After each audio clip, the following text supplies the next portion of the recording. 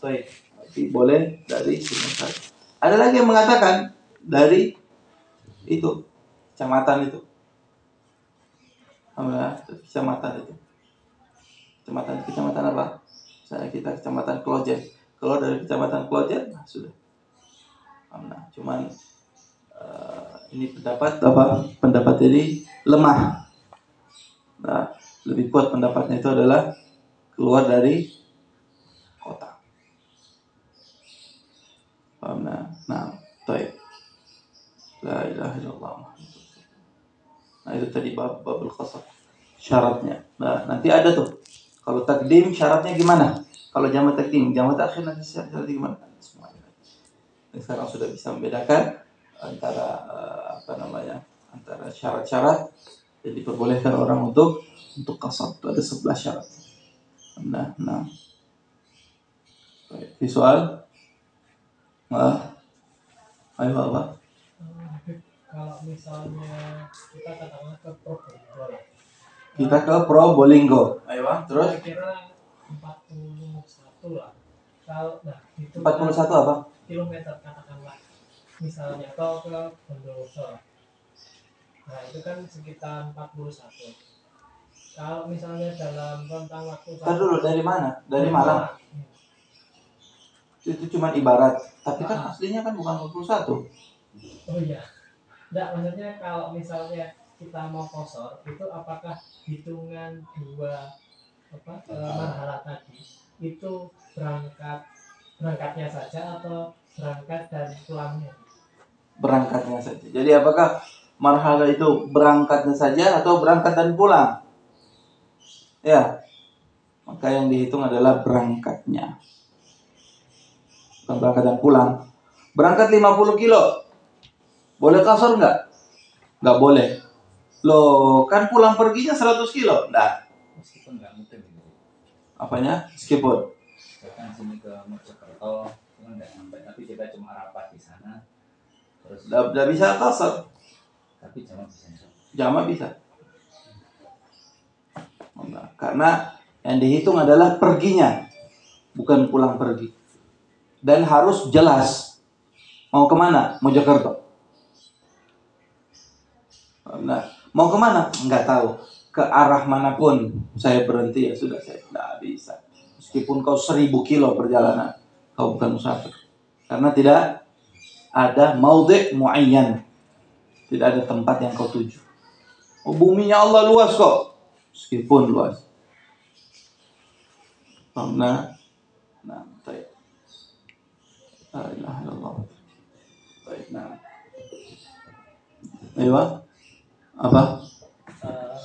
Terkait dengan sholat yang imam yang was-was tadi. Jadi pernah kejadian yang seperti Adit tadi sampaikan itu. Jadi imamnya takbir, kemudian sudah bar, kemudian disusul sama makmum, imamnya ngulang lagi. Nah, karena was-was sehingga untuk kejadian seperti ini makmumnya tetap ikut imamnya atau dihitung munfarid? Lah, makmumnya tetap ikut imam. Jadi kalau misalnya si imam sudah Allahu Akbar, sudah bar, makmumnya baru Allahu Akbar. Maka ketika imamnya ngulang lagi Allahu Akbar, makmumnya gimana? Tetap mengikut imam. Nah. Kecuali bareng imam Allahu Akbar, makmumnya juga Allahu Akbar. Sama-sama bar, sama-sama Allahu Akbar. Kemudian imamnya ngulang lagi. Nah, makmumnya gimana? Gak sah. Oh, saya batalin aja. Nggak boleh kau batalin. Wala tubtilu a'malakum. Nah, saya teruskan gimana? Niat kau munfarid. Nah, mantap. Terkait dengan bacaan Fatihah. Jadi memang saya pernah bermakmum dengan imam yang memang suaranya bagus, cuma seperti misalnya beliau ketika membaca Al-Fatihah ketika wala boleh itu ada semacam yang ini karena lagunya ini kan wala ada semacam itunya, sehingga seolah-olah ada tambahan hamzah di situ. Nah, seperti itu sampai membatalkan loh gimana? Sehingga karena dia nggak tahu mungkin memang dia qori atau seperti apa, sehingga nah, seperti juga ada semacam hamzahnya di tengah-tengah itu. Jangan walabon. Nah, itu bagaimana hukumnya? Apakah sampai merubah makna atau tidak? Walau orang imam kalau baca walad gitu, walad Ya, karena jadi mungkin dia korek atau karena memang soalnya bagus sehingga walabon. Nah, sebelah ada hamzahnya di tengah itu. Apakah sampai merubah makna? Nah itu, Anda tidak paham artinya. Apakah artinya berubah atau tidak? Allah alam. Walaupun ada sedikit hamzah yang keluar di itu lahan, itu namanya lahan. Tapi kan tadi dibilang lahan yang membatalkan adalah lahan yang apa? Yang merubah. Kalau lahan tidak merubah, makruh. Nah, makanya imam pun ketika sholat dia dengan lagu-lagunya, maka itu bisa dikatakan apa? Bisa dikatakan makruh. Sama dengan lagu-lagunya. Makanya salaf tarim sampai sekarang ulama tarim tidak ada baca dalam sholat itu apa di lahan di lagu-lagukan itu nggak ada. Semua orang tarim. Nah, seperti yang kita pernah jelaskan, orang tarim pun kalau sholat itu mereka baca tapi tidak terlalu berlebihan di dalam tajwidnya. Karena apa? Karena berlebihan dalam tajwid bisa merubah daripada kekhusyuan salat mereka. Makanya itu disebutkan dalam kitab Tadhkirun Nas. Daripada Al-Habib Abu Bakar Al-Attas ya. Tadhkirun Nas diambil dari Abu Bakar Al-Attas. Nah, jadi apakah itu merubah? Lah. Ana rasa qari itu dia lahan tapi tidak sampai merubah makna. Hukumnya tidak sampai membatalkan tapi hukumnya sampai pada apa? Pada makruh. Nah, cari orang yang seperti merubah huruf. Alhamdulillah itu sudah berubah makna. Rabbil alamin. Ngalamin. Kalau orang kecil ngaji itu alamin jadi ngalamin, setiap ain jadi Orang Kediri. Iya. Jadi alhamdulillahi rabbil ngalamin. Hadang. Batal salat. Termasuk ini misalkan apa? Kita juga pernah di belakang orang imam itu kita baca hak untuk Rahman Rahim itu menjadi kho. Bismillahirrahmanirrahim. Batal. Alhamdulillah. Ya. Kalau hak diganti kha itu sudah batal. Jadi memang ya bukan sudah berapa kali gitu. Jadi untuk bacaan Rahman Rahim selalu seperti kho gitu. Jadi ada ya makrotnya itu keluarnya di kho itu. Nanti sampai maknanya berubah makna atau. Tapi ini harus dibedakan antara lahan di dalam suratul Fatihah dan lahan di dalam surat lain. Yang sangat-sangat ditekan ini Fatihah. Kalau dalam surat lain, meskipun berubah hurufnya, itu tidak membatalkan salat. Tapi kalau suratul Fatihah, batal langsung. Karena apa? Kata Rasulullah, la salata liman lam yaqra' bi Fatihatil Kitab. Nah. Baik. Ini ada pertanyaan, bagaimana cara memulai shaf bagi jamaah perempuan apabila posisi jamaah perempuan di belakang jamaah laki-laki. Posisi letak jamaah perempuan di samping kanan atau samping kiri jamaah laki-laki. Nah,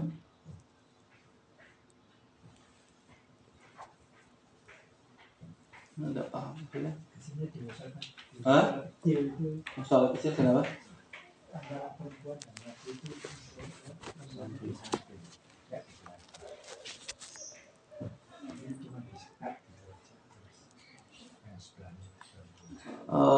Samping itu. Nah, ayo benar. Ayo, kita lihat seperti di masjid Jami Gondang Legi, ya, itu samping kiri. Nah, Yang di sini. Ayo, nah. Jadi maksudnya apa? Kalau penuh kan bisa di sampingnya laki-laki. Yang di belakangnya. Ya ini maksudnya ditanya apakah di belakang apa di samping gitu. Apabila posisi jamaah perempuan di belakang jamaah laki-laki, posisi jamaah perempuan di samping kanan atau samping kiri jamaah laki-laki, nah, tidak ada masalah. Jadi perempuan itu dalam riwayat Tirmidzi ya, Tirmidzi Abi Daud dikatakan sungguhnya shaf laki-laki paling afdal adalah shaf terdepan. Ya. Dan shaf perempuan terafdal adalah shaf paling belakang. Alhamdulillah, paling belakang. Paling belakangnya itu di bagian mana? Ya antara perempuan itu. Jadi bukan maksudnya itu di belakang ataupun di samping. Alhamdulillah.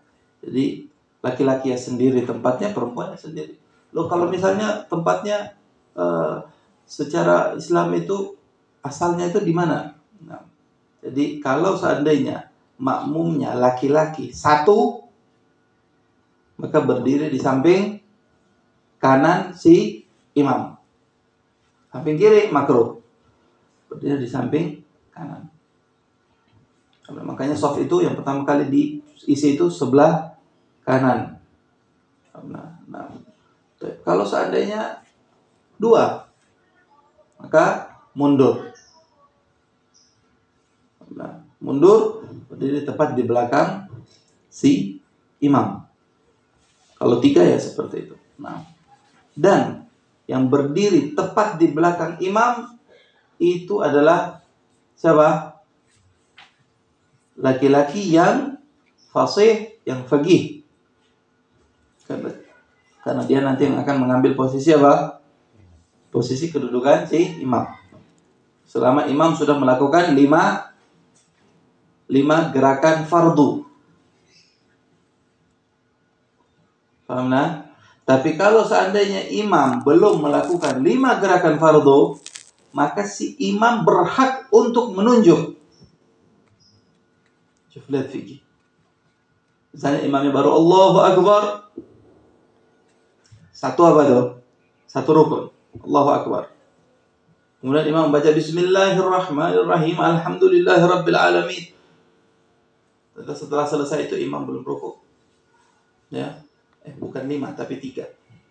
Si imam baru selesai qiraah misalnya, batal sholatnya imam. Imam boleh untuk menunjuk orang yang di sana, kau maju jadi imam, gantiin saya. Boleh. Coba kalau itu dipraktekkan. Orang bilang apa kita? Tapi itulah fikih. Paham nah?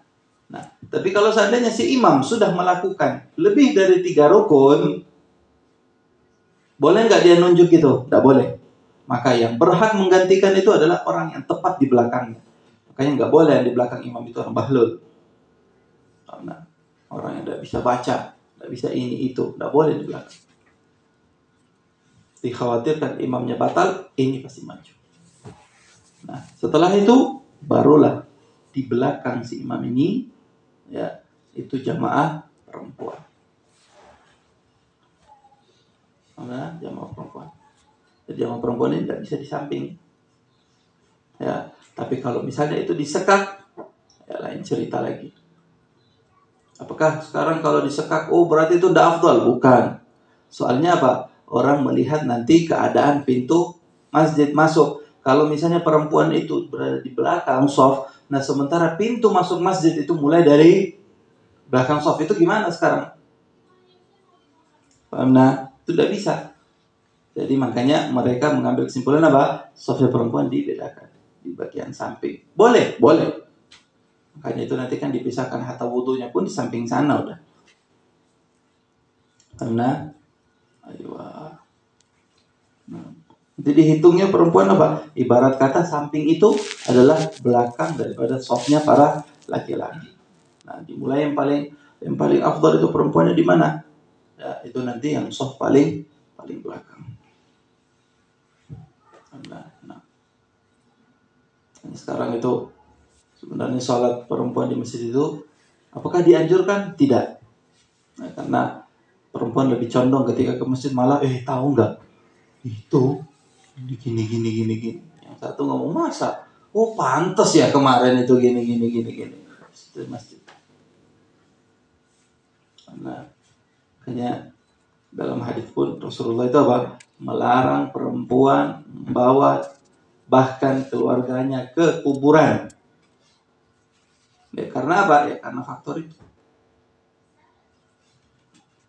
Karena, nah, kalaupun mereka tidak berbicara, mereka menangis, mengantarkan misalnya ada kerabatnya yang meninggal, suaminya yang meninggal, ataupun akan berubah semuanya. Orang ketika mengantarkan jenazah disuruh untuk tadabbur, disuruh untuk tafakur. Ini malah dengar orang nangis, gimana? Nah, wah, jadi kalau pertanyaannya seakan-akan boleh nggak? Seharusnya kan perempuan di bagian belakang. Nah, seharusnya perempuan memang di bagian belakang, soft laki-laki. Tapi kebanyakan sekarang di Indonesia masjid itu pintu masuknya itu dari arah belakang. Makanya karena soft perempuan dikasih ke bagian samping kanan ataupun samping kiri. Nah, cara memulai softnya gimana? Apakah dari belakang ke depan? Enggak. Tetap dari depan ke belakang. Hanya saja yang paling afdal itu di bagian belakang. Jadi perempuan kalau masuk masjid jangan rebutan ambil soft di depan. Lah, ambil aja soft di belakang. Oh, saya datang soft belakang masih kosong, perlu belakang aja. Nah, bila perlu di belakang atau di pojok, supaya nggak ada temanmu yang ngajak bicara. Nah, bahkan kalau kau lihat perempuan misalnya melihat, aduh, ada yang cerewet, mau duduk sama saya, pindah. Nah, ketimbang nanti kau malah banyak ngomong di masjid. Wah, kata. Nah, halas. Ayo. Biasanya membaca Rabbil Firli setelah waladolin sebelum amin itu memang diperbolehkan, apa disunahkan. Setelah waladolin amin baca. Ya, ada beberapa imam yang waladolin Rabbil Firli terus kemudian baru amin. Itu zikir, tidak ada masalah. Apa memang itu sesuatu yang disunahkan? Sunnahnya Allah Anda pernah dengar itu sunnah dalam baca Rabbil Firli, tapi membaca zikir dalam salat boleh apa enggak? Boleh. Karena baca zikir. Yang penting hubungan antara makhluk dengan sang khalik. Karena bukan hubungan antara makhluk dengan makhluk. Meskipun zikir, orang bersin, alhamdulillah, kau jawab, yarhamukallah. Itu kan zikir. Saya doakan dia yang baik. Batal salat. Kenapa? Karena ada dhamir mukhatab di situ. Kau tujukan kepada orang lain. Assalamualaikum. Kau jawab, Waalaikumsalam. Loh, kenapa kau jawab? Kau salat. Loh, itu kan zikir.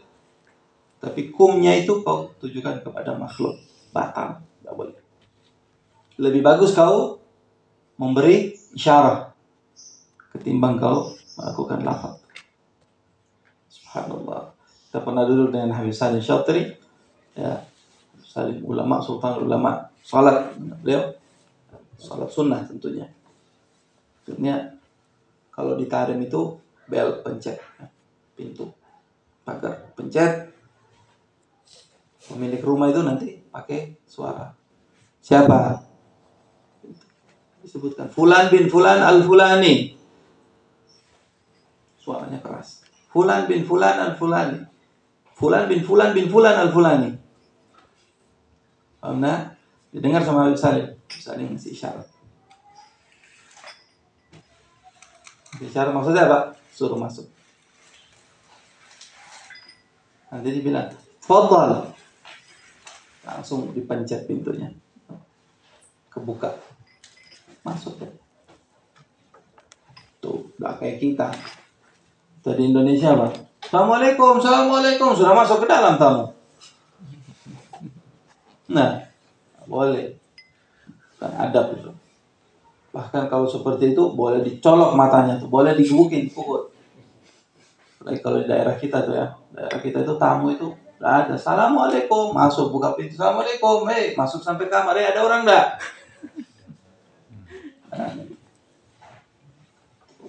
Sudah bukan, tidak punya adab lagi, menyalahi aturan. Nah,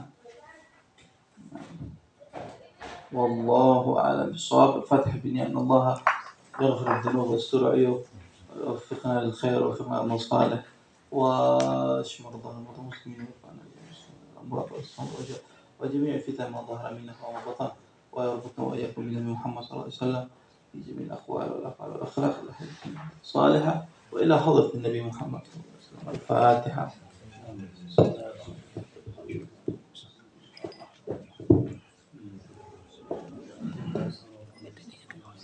ربنا انفعنا بما علمتنا ربي علمنا الذي ينفعنا ربي فقهنا وفقه أهلنا وقربات لنا في ديننا مع أهل القدر أنثى وذكر ربي وفقنا ووفقهم لما ترتضي قولا وفعلا كرما وارزق الكل حلالا دائما وأخرنا أسقياء علما وخذ بالخير ونكفى كل شر ربنا أصلح لنا كل شؤون وأقر برضا منك العيون وقضي عنا ربنا كل الديون قبل أن تأتينا رسل المنون واغفر استر أنت أكرم من ستر وصلاة الله تخشى المصطفى من إلى الحق دعانا والوفاء بكتاب فيه للناس شفاء وعلى الآل الكرام الشرفاء وعلى الصحب مصابيح الغرام اللهم اتنا بهداك واجعلنا ممن يسارع في رضاك ولا تولنا وليا سواك ولا تجعلنا ممن خالف أمرك وعصاك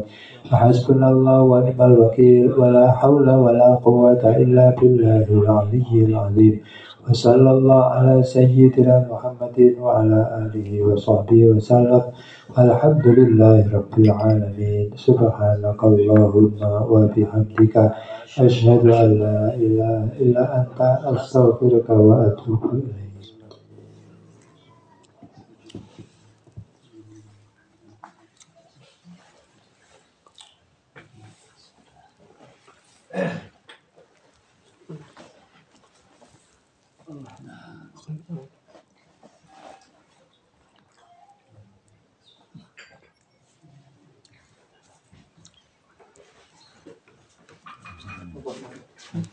Gresik kota apa Gresik? Jadi Surabaya.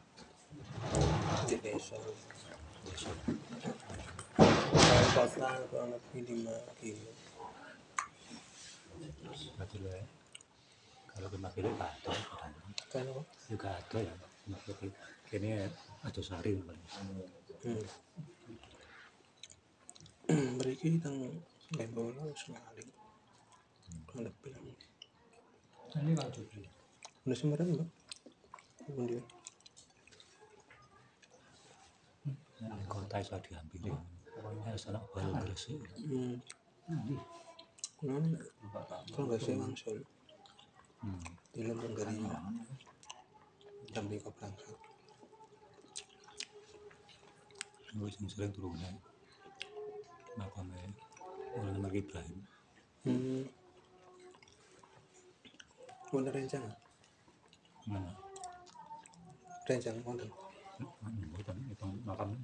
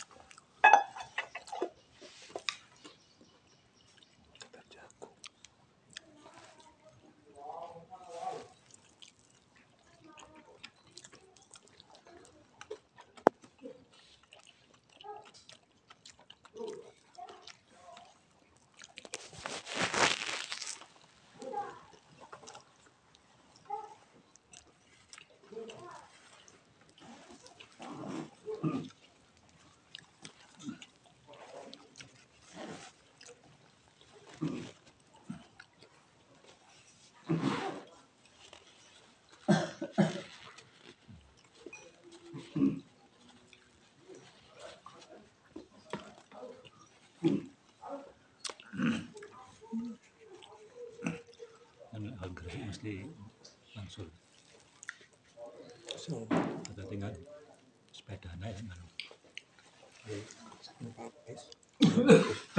Mudah-mudahan aneh. Ya, Mbak.